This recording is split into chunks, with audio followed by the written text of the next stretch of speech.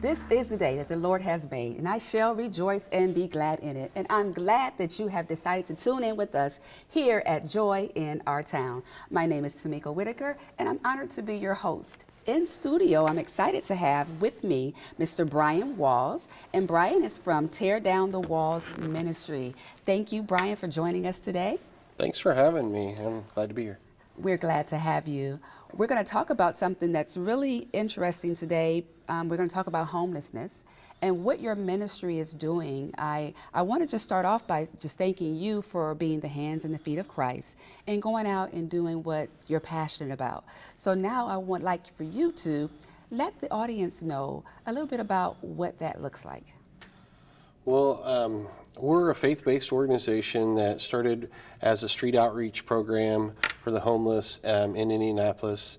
And we quickly grew through partnerships with other organizations, Salvation Army, Central City Corps, and Wheeler Mission, doing programs like holiday meals and clothing drives and things with them, and then vacation Bible schools for the kids living in the shelter while they were on school break to give them something to do.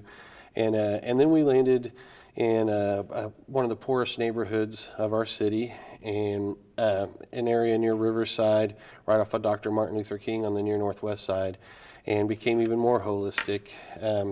And we were able to start some job training programs for our homeless friends and remodel some of the abandoned buildings in that poor abandoned neighborhood to use for housing and for job training.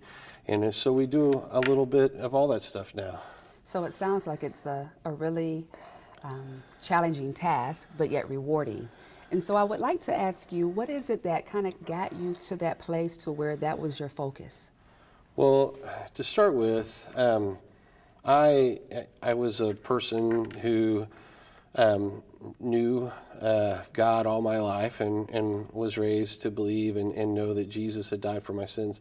But I never really made him the Lord of my life until I was in my 20s. And at that period of time, I was praying each day just to be God's hands and feet and for him to use me. And I'd always been in charge and made my, I was always had a plan and what things should be for me and my family. And I came to a realization that I needed him to guide me and direct me. And so that was my prayer daily. And I was working downtown Indianapolis while I was praying that on a regular basis, and noticed some homeless living under an overpass. And I felt like that was kind of God's answer to my prayer when I'm asking, what do you want me to do? Wow. Where do you want me to go? And I'm sitting and eating my lunch each day, walking underneath the same overpass, and staring at this people's home and where they lived. And went and met a few of those people after I realized, that God was directing me to them, and made a few friends, realized that they're just people like you and I, broke those stereotypes that you'd see on TV, and began trying to serve them, our family, and then later our church, and then others got involved. And so it was a process, and it's been a great journey. Wow, thank you for sharing that. Yeah. So for the average person who drives down the street and who's not aware or who doesn't notice the people who are homeless, for you to be on the inside, share with us, what does that look like, the different types of homelessness?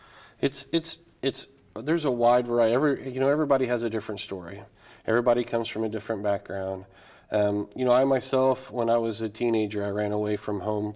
And for a while, I didn't have a place to live, and technically I was homeless. I bounced from house to house and couch to couch, and friend to family member, and for a little while in my own life. And I never even really thought of myself as homeless at that time, but I didn't have a permanent home and permanent residence.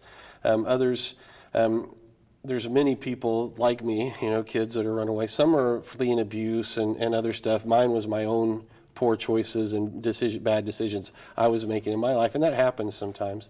But many times, like with the women and children's shelters, a lot of those are, women or families or kids that are trying to get away from an abusive household. And some are, a lot of us are paycheck away from being homeless ourselves. It's having a stable housing situation. And so just hitting some hard times, getting laid off, and not having a good church support system or family support system to help you up can land you on the streets. So we've met people that were attorneys and doctors and people who have degrees and education, people who've come from a really rich background, and people who've just always been poor, kids who have always been in the system in foster care. About 50% of what we call chronic homeless people that remain there or return there suffer from mental disabilities or addiction problems.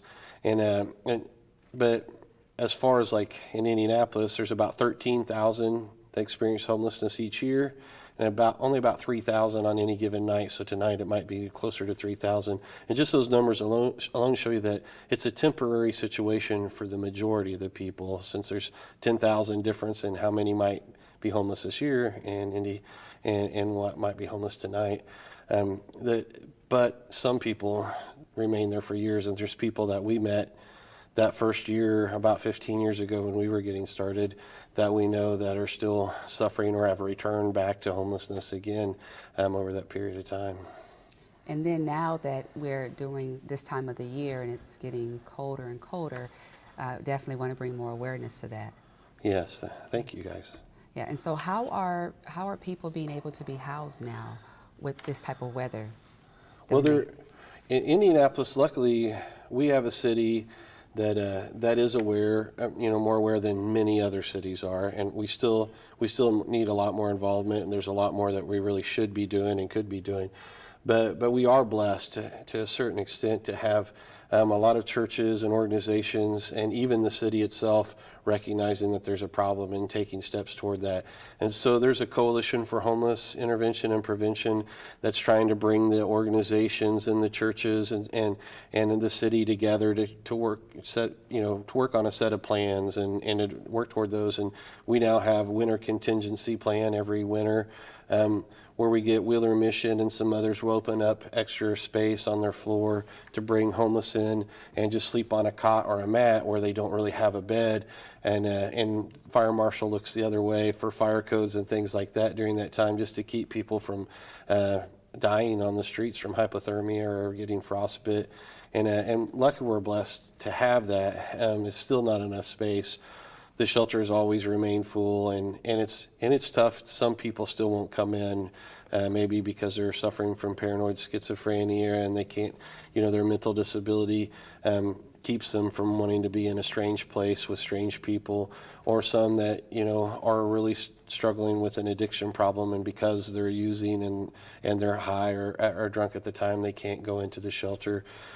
So we still have many that we have on the streets, no matter what we seem to put into place, and there's never seems to be enough room or enough space for everyone. Wow. Well, Tear Down the Walls Ministries have been in existence for about 15 years, you said? Yeah, pretty close to that. Okay. And what are some of the things that you guys are doing to bring solutions to some of these problems that we're seeing with our homeless community? So what we're doing, I mentioned that we started out as a street outreach. So we use that as a place to identify people who are homeless, meet new friends, engage them where they're at. And then we try to invite them to come in for case management and counseling, Bible studies and discipleship. And then we help them, if they'll let us and they'll come in, then we'll help them to set a few goals and work towards those goals. And sometimes they don't come in, and we do that in the field as well. But it's better for us and them if they'll come in and sit down with the counselor and come to the Bible studies and stuff like that. And then it might be a different goal for each person. Someone might need a job, another person may need emergency shelter, someone else rehab, maybe they need to get their ID and things like that. So we help them to find those programs or that are out there to help them with that if it's something we can't provide. Of course, I'm not a doctor, so I can't provide medical care if they need that. We don't have an emergency shelter, even though we do some long-term supportive housing. If they need emergency shelter that night, there's other organizations, Wheeler Mission, Good News, Salvation Army, Julian Center, that we can try to get them plugged into in the city for emergency shelter for that evening. And then if we can identify those people that might potentially fit into our job training program and our housing programs, then we invite them to be a part of that. they can live into some of these abandoned houses that we're remodeling in this poor part of the city.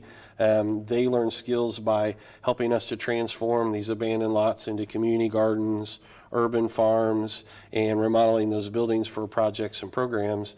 And they have a place to stay. They learn job skills. They get used to going to work each day, working together as a team, following instructions. Plus they learn, tools and how to use those tools and stuff like that for those various jobs. And their job may not be in a field like construction or farming or gardening or landscaping, lawn care kind of stuff that they do with us. But just learning those basic skills, getting up every morning, working together as a team, following instructions, having a supervisor, that we can implement those and teach them those skills so that they can put something on a resume or a job application and go out and get that job. Well, that's great. Now, you mentioned that you kind of got here because you wanted to be the hands and feet of Christ. Yeah. And so what I would like you to do is just kind of minister to our audience who's watching us. And if you could just kind of minister to your heart and the heart for the homeless people and kind of encourage us to do more to be able to assist. Yeah, I believe personally that, we, the church, that we are the hands and feet of Christ. We need to act that it's our job, not our pastor's job, not the shelter's job, not some other mission's job, but it's our job to care and love for people. And so as a community, I don't think we should look to the government. I don't think we should look to somebody else, but ourselves personally, we're called by Christ and through Scripture to love, care, and help supply the needs of those people who don't have the things that we have. And we need to be focusing on equipping, empowering those people through discipleship, giving them the tools to stand on their own 2 feet instead of just charity, not just a handout, but a hand up. You've heard people say you can give a man a fish and he eats for a day. You teach him to fish, he eats for a lifetime. But we need to start asking questions like who owns the pond? And can we supply them with the tools and equipment to where they don't rely on the church or the government or anyone else. That community, that person can stand on their own. And even with the church, instead of us continuing to think that we have to send a new missionary from the United States overseas, we need to be equipping and training up people in those communities to be the church. Well, thank you so much for what you're doing. We really appreciate you being the hands and feet of Christ. God answered your prayer there. And we thank you for tuning in with us today. Do us a favor and like us on Facebook at WCLJ 42. Take care and tune in again really soon.